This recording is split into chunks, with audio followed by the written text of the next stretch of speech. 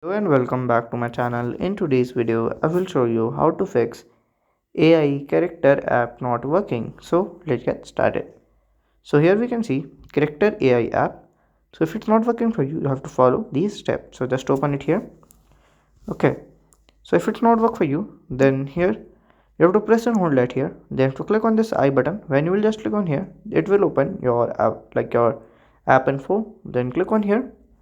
So at here you have to scroll down and search for the storage button. Just click on there, and you have to click on the clear data. Just click on delete. After then here you have to open it. If it's work for you, then fine. If it's not work, then here you have to update it. So updating is very easy. You can use your Google Play Store or App Store also if you're Apple user. So here I'm using Google Play Store. So at here I will likely search for the character.ai. Okay, so at here we can see, so at here you can click on the update button and you can update it and use it. So if you find this video helpful, make sure you like, subscribe and share the video. Thank you for watching.